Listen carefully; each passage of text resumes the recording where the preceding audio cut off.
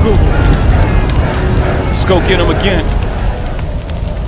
Welcome back to another episode of Samplin' Samples. Today we are sampling from the brand of Floraïku, which is a brand that I haven't really delved into. As you can see, the little tiny little collection I have, is it really a collection of one bottle? No, it's not. Minimum 3. Today we are delving into one umbrella for 2. I'm excited about this one. This is one that I gravitated towards. When I heard about this brand, it is a part of the branch of Memo, which isn't that great personally.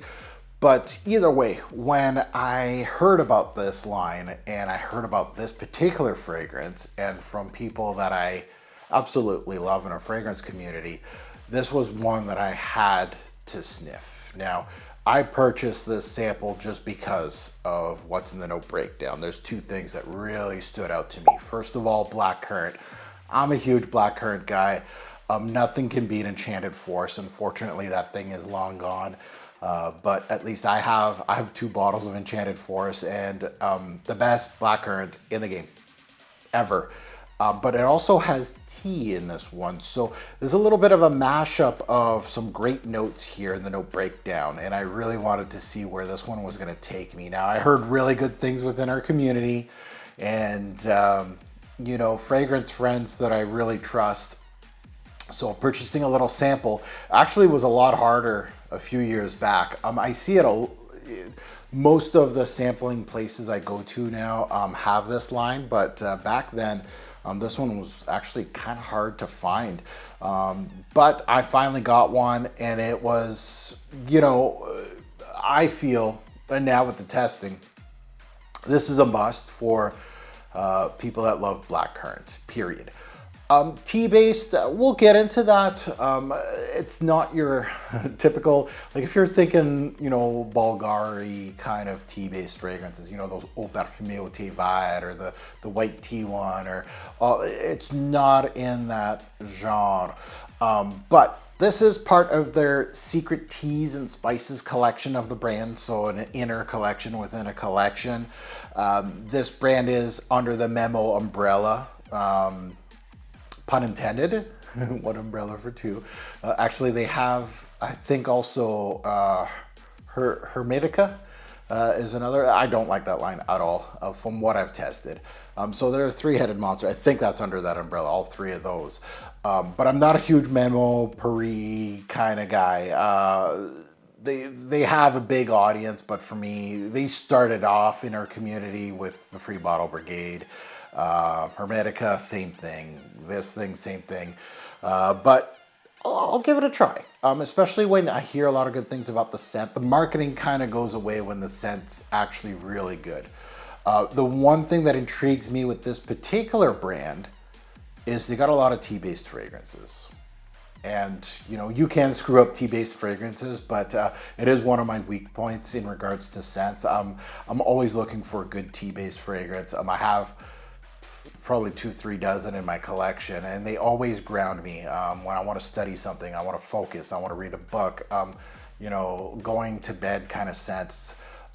These tea-based fragrances just do it for me. So this might be a little start of something with me and the brand. We will see. Obviously, I did a levitating here. If you want to go check out my channel, I only have one, I think, on my channel, at least as far as sampling goes and everything else. I only think I have the video on levitating as of today. So now we're going to have 2 videos on the brand, which is always nice to bulk up on a brand that is fairly popular in the community, and I don't really have much to say about it. So let's delve into one umbrella for 2. Now, if you're new here, welcome to the Robezoid channel. I'm your host, Mark.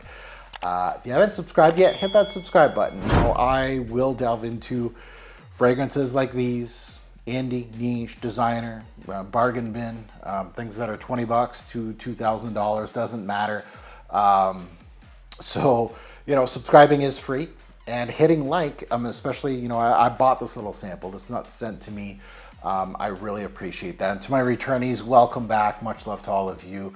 I absolutely love the ones that keep returning, and this is a good one for all of you. My returnees, stick around. This is going to be a good fragrance review. Now let's go under the hood. Let's take a look at some stats on this one. Let's get this thing started. This was released back in 2017. The nose, Eleanor Massenet, an IFF nose. Eleanor has over 150 creations under her name. Some in my collection that I can remember. Davidoff's Agar blend, which I absolutely love. It was like an under the radar Davidoff fragrance. It's not cool water, which was really, really good. Oh, she also did Antidote by Viktor and Rolf, which is a discontinued Viktor and Rolf before all the spice bombs. And that one was complex as crazy as can be. Just to name a few from the resume that I can recollect. And also another all-star nose with her is Sophie Labbe. Now let's take a look at the notes. Up top we have blackcurrant and cyclamen. Obviously I am focused on that blackcurrant. Not that cyclamen's a bad note per se, but I'm a much bigger fan of blackcurrant. When done right in a fragrance, and especially if it has a real good emphasis on the fragrance as a primary, I love it. In the mid, we have tea and rice, so interesting combo there. And in the back end, we have cedar and white musk. So not an overly complex note breakdown. Nothing crazy here. Obviously, the two notes that I pinpointed in my introduction, tea and blackcurrant, are the ones that I really want to focus on. Rice is, of course, an interesting one as well. The big notes in this fragrance, I'm happy to announce that blackcurrant is a big note in this fragrance. And oh, does it do well. And the tea and the rice kind of interplay together. It is a note that is together. So we'll get into that. But yeah, those are also, so we're going to separate them now, tea and rice. But we'll get into why they're together. So let's delve into this. Let's remind me of the introduction. I am wearing it as my scent of the day today. And what a perfect scent for today. Oh. You know, when I when I immediately smell a fragrance and I just stop launching it, you know it's good. Like when I make that head movement, that I'm just like, oh, right off the bat, what an interesting introduction this thing is. Okay.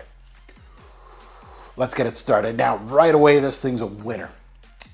So, juicy, jammy blackcurrant is met with something dry, so unique, something interesting. Now, may this be the tea and the rice? Yes, it is. The tea here is apparently Janmai Cha. Janmai Cha tea, the scent of green tea, brown rice. It smells grassy, astringent aroma with a toasted and nutty piece. Think of roasted rice, creating almost an earthy quality to the scent profile. Compare the roasted scent profile to roasted rice of warm cereal, maybe even like a popcorn-like appeal. That's where this Janmai Cha goes into this territory. This imagery brought me right to the cereal. It went right to cereal. Now, you know, this is compared to, on YouTube, the blueberry muffin of the game. I'm completely ignoring that. No blueberry. This is blackcurrant. And muffin, no. I am thinking baked good. It's going into that direction, but it reminds me of a cereal called Chex here. We have a cereal called Chex here in Canada, and the rice version. There's a rice-based one. And that's exactly what this smells like with a fruity blackcurrant on here. Very well done, very unique, very interesting. This little journey with this little sample, sometimes you gotta kind of trust your gut with a fragrance.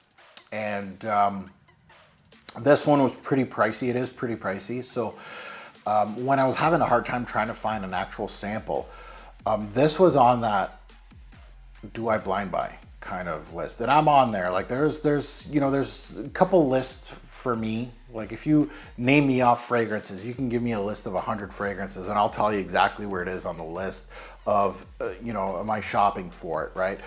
Is it on the sample worthy list? Is it one of those that's, you know, 1 out of 10? How much do I want the fragrance off not smelling it, right? This was up there. This was probably like, if I'm giving it like a, like a feeling of would I blind buy this, it would probably be around 9 out of 10. That's where it was with the note breakdown. Now, smelling this, that changed in a good way. So going back to the blackcurrant here, because it's absolutely outstanding. So I don't want to kind of shoo the blackcurrant and kind of focus on the main piece of this fragrance, which we're going to get into, because there's 2 main pieces, but it's very easy to kind of just say, it smells like a berry, whatever. Going back to the blackcurrant here, because it's a star in the scent profile. It's very vivid. You won't mistake this fruity nuance to anything else. You're not going to go like this is just a synthetic berry kind of thing. No, this is, if you've smelled blackcurrant, you know exactly what you're getting here. There's no mistake in this. And there's so many bad fruity scents in the game that when you smell something like this, like a really authentic fruity note, it really just blows your socks off. It really does. You know, there's so many, like, I don't want to poo-poo brands, but like Xerjoff and stuff like that, the Herba Puras of the world, like that stuff is like a fruit bowl of what? This is blackcurrant. Like you could put it right beside it. Like there's a grapefruit, right? A grapefruit to like Pampelune from Guerlain. That is straight up. You're gonna get that tartness. That's exactly what I'm looking for a fruity note, not just a fruit bowl of mixed game of you can just try to guess what you're getting in front of your nose. This is absolutely authentic to the T. It isn't on the pedestal of Enchanted Forest, I think, penned by Bertrand de Chafour, a master perfumier, and I'm pointing over there because that's where my Enchanted Forest is. That sounds kind of funny. There's my forest is over there, my Enchanted Forest. But it's not on that pedestal as the number one. It's not gonna knock it off its pedestal, but it's right there. It has that 3D effect. Enchanted Forest has a lot more green nuances, I would say, as well. This one goes more into the fruit, more of a jammy blackcurrant than anything. So it's really emphasizing that, while Enchanted Forest is going more into, it is going to do the fruit, but it's also going to do stem and it's going to do green nuances as well. This one not as a 3-dimensional, we'll say, in that job, but still as good. Maybe one little step down. So, right, if someone's telling me blackcurrant based fragrances, go and give me your top 3. This is not just a blackcurrant fragrance. Enchanted Forest is really just that. This has a 2-headed monster. So this might be in that short list of sample these 3, even though Enchanted Forest is super hard to find. And this one's super expensive, so you're kind of like, Mark, you're not really helping me. But sometimes you just gotta pay the piper to get the good stuff. Discontinued or not, expensive or not, find your own way, right? I'm always one of those that I'd rather have something like this in my collection than 10 clones of other fragrances. Garbage. Yeah, jammy blackcurrant's beautiful. It's gorgeous in this. So the blackcurrant is big, it's bold, it's absolutely gorgeous. It gives you that fruity, jammy quality, purple hue to the most. Might be a top 3 blackcurrant note that I've smelt in my journey. Absolutely, it's in the, at least in the discussion. I do want to emphasize how good the blackcurrant is here, because later on in this review, you know, I am going to start talking about this T note that makes this scent magical. I think that is the star of the show, is this T note, but I can't underestimate what the blackcurrant did here and how good the blackcurrant is in this particular fragrance. So I have to state that. I have to give it its shine. It's easy to just go, okay, this is the primary and this is what makes it so amazing. But without, you know, this blackcurrant, without the back end of the that rice and tea. I don't know if it'd be worth the price tag. That's the issue there. So the blackcurrant will be at its jammiest here in the introduction. It has some tartness. It has some sweetness, of course. A bit bitter, fruity, fresh, slightly green, but mostly giving out its purple hue. It's a playful opening, but it's a serious perfume, right? You got these fruity fragrances that are playful, right? You know, the Mensetas have some like really just obnoxious fruity fragrances that just knock the doors off. You know, really harsh stuff, almost chemical smelling. This is a serious perfume. This is not just a fruity, jammy thing. Now, the cyclamen here, which is also in the introduction, it's there. But if you'll miss it, you know, no worries, because if you're not looking for it, you're not going to find it. It's really dug down into this fragrance. Now, moving into the mid, and even though, of course, yeah, this, you know, this fruitiness is matched up with this rice puff kind of feel, moving into the mid and the deeper dry down, the blackcurrant keeps pushing, and the star of the show starts showing itself more and more and more. And that is that tea note. It's quite linear as a scent profile, to be honest. I would call this one a two-stepper, where you got that blackcurrant, that rice, and it's kind of intermingling. You got that dryness from the one piece, and you got the fruity jamminess of the other. Very interesting combination, right? And that's the first step. And the second step is just basically you're losing that jamminess, and it's more about the rest, the back end of the fragrance.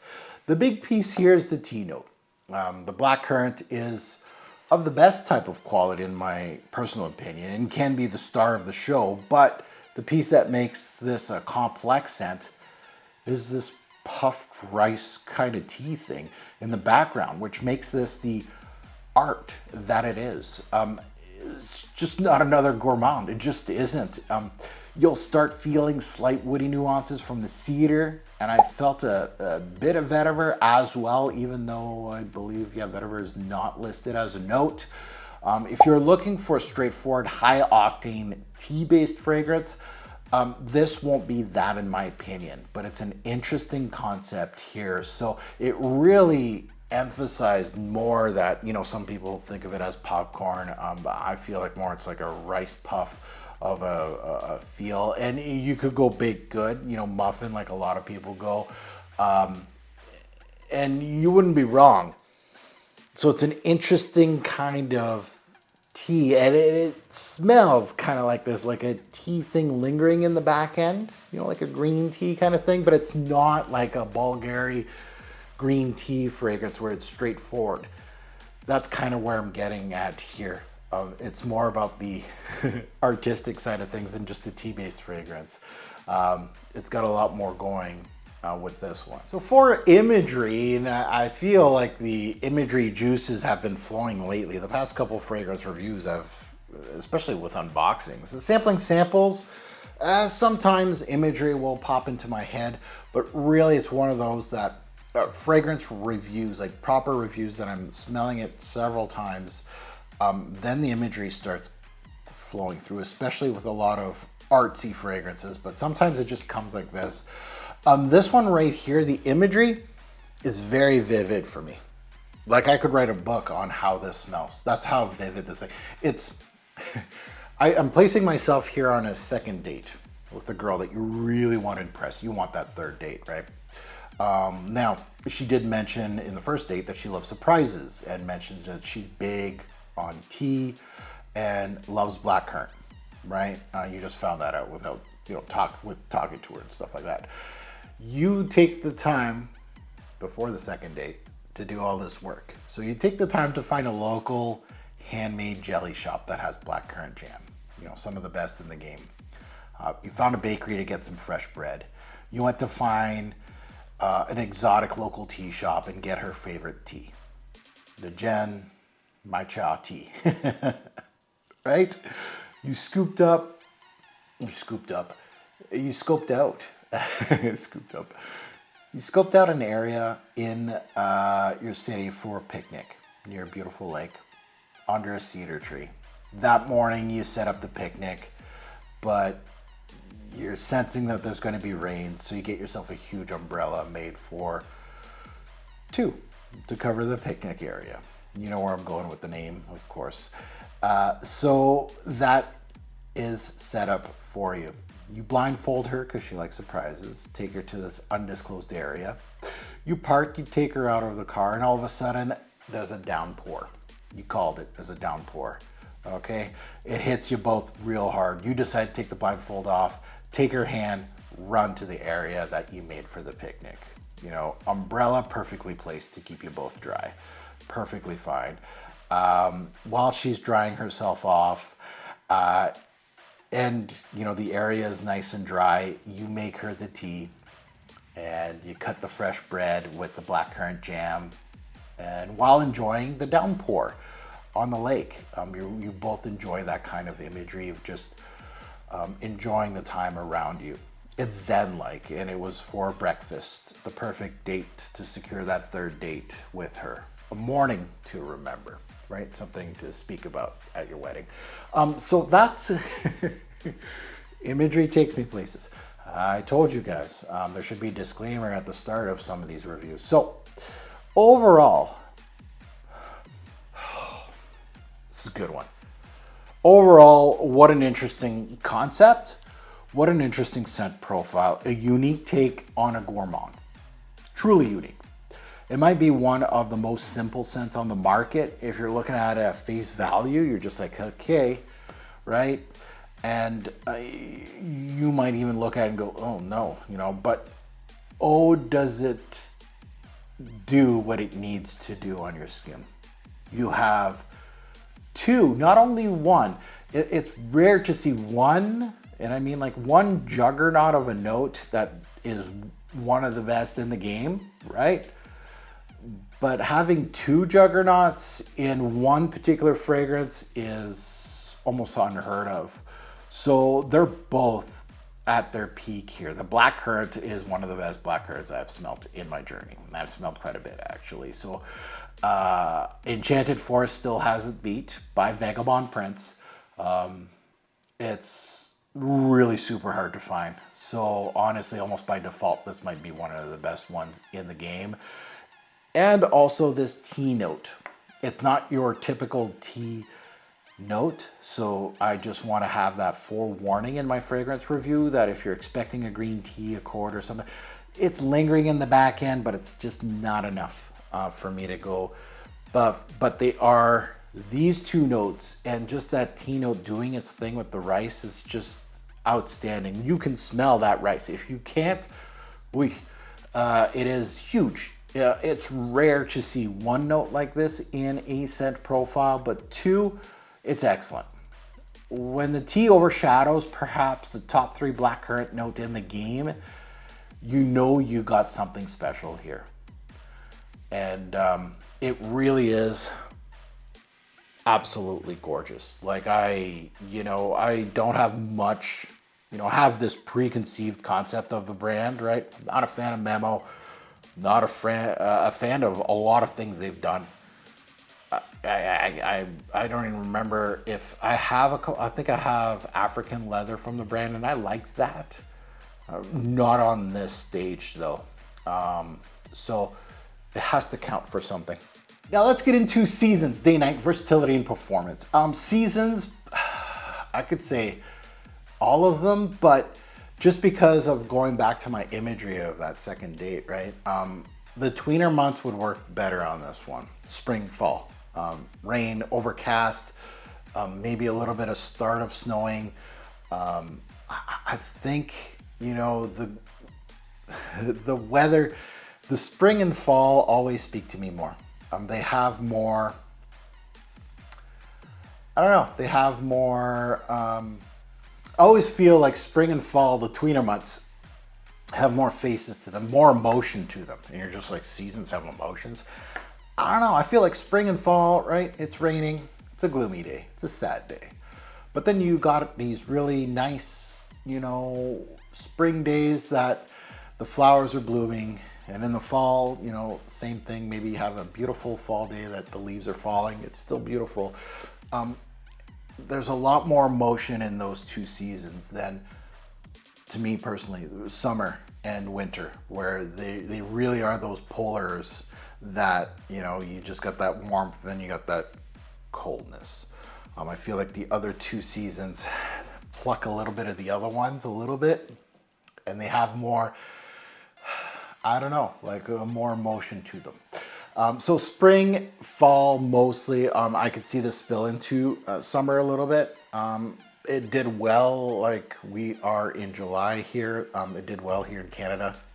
My summers aren't blazing hot. We do have some hot days. It worked well. I felt like the blackcurrant really punched up when it was heating up. And I feel like it would do well in the winter as well. I think that rice and even the purple hue of the blackcurrant would work well in the winter as well, but tweener seasons, right? Night or day, both. And that goes to versatility, very high. I can dress this one up and I can dress this one down casually, of course. On a date, yeah, it's a very interesting scent profile. Honestly, it's a very, it might be a roll of the dice. It's not like a safe, it wouldn't be a safe scent profile, especially, you know, maybe for a man, you know, you might not feel comfortable wearing a fruity scent. Some of you out there do have that, you know, that feeling. For me personally, it'd actually be like a great piece to discuss, right? Hopefully she does ask me about my scent of the day and I could talk to her about it. That is, you know, something that I find appealing. So the versatility is super sky high with this one.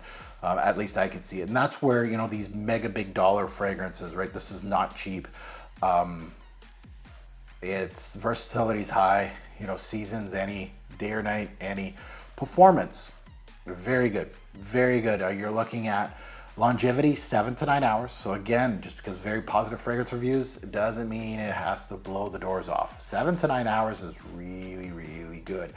And for a simple scent, it lasts. I didn't think, my first wearing, I was like, ooh, is this gonna hit 5 hours? That was my first initial thought when I smelt it, and I smelt like I felt the power of it. I'm just like, ooh, I don't know. But it went 7 to 9 hours. Yeah, I was on fumes for a bit, but it still stuck around. Projections average though. That's the one thing. This thing is not going to project that well. It's not a skin scent, but it's average. For such a simple scent, it does last, which is surprising. So my final thoughts, and of course a rating. My final thoughts are this. It's a piece of art.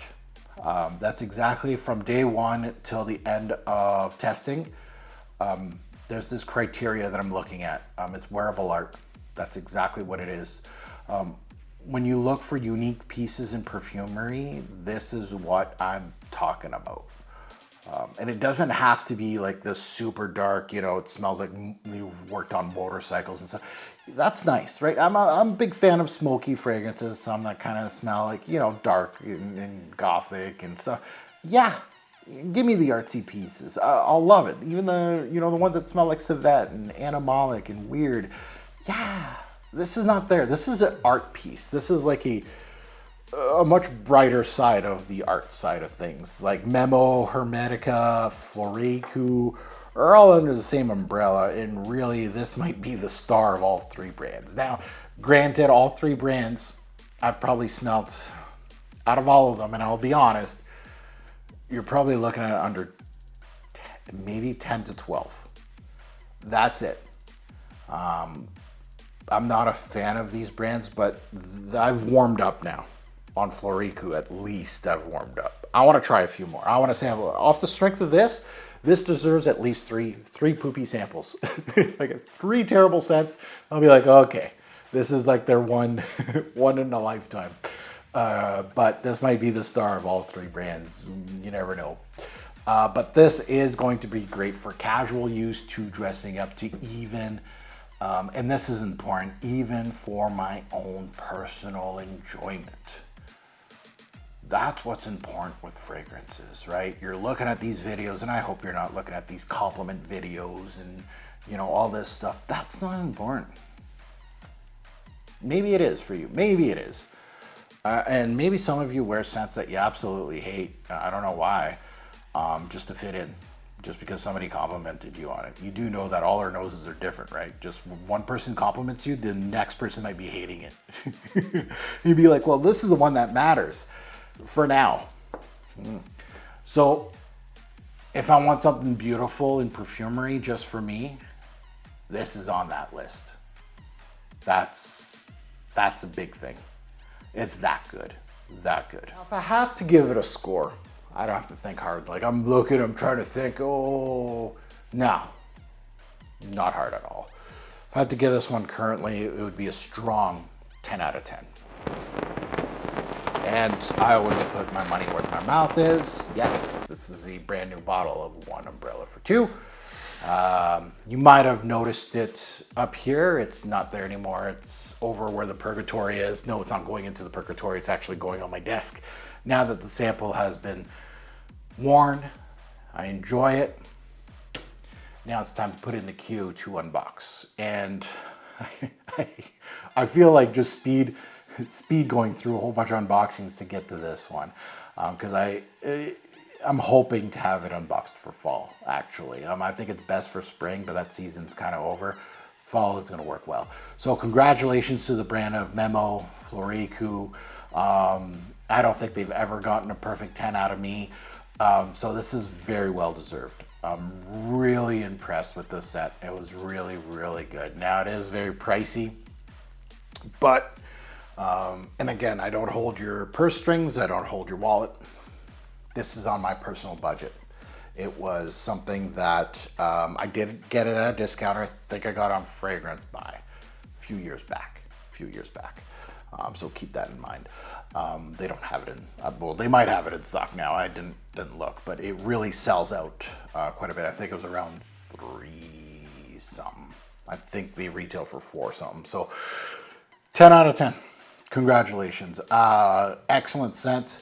I'm taking this brand a little more seriously now because of this release. And the proof's in the pudding when the sample is done, the sampling samples, and the camera shuts off. Is it on to the next one, or do I still think about this one while I'm reviewing something else? Am I gonna miss it? And that's where that score goes into. So now that I've heard my take, I'd love to see yours in the comments below. Good, bad, and the ugly, right? You don't have to agree with me. You're not gonna break my heart. I don't know you. I'm not trying to date you. If you say that this smells like blueberry muffins and it's garbage and it's like way too expensive for what it is, I hear you. That's how you're taking this this fragrance, as a blueberry muffin kind of thing, and you might get that too. Watching my review, don't blind buy stuff just because I like it. You have to try it out yourself and see if it talks to you, right? A blueberry muffin to somebody, for me, is whole imagery of you going on a date near a lake while it's pouring, and you got an umbrella under you, and you got blackcurrant jam on toast with some tea, and just talking about life. It speaks to me. But I don't take any offense out of the comments at all. Go ahead, burn it, burn it to the stake. I don't care. You can say it's mid, and you can agree with me as well. I don't mind. And as always, a great pour fragrance will make a lasting impression. This one has. Choose your scent wisely. Thanks for watching, YouTube. Have a good one.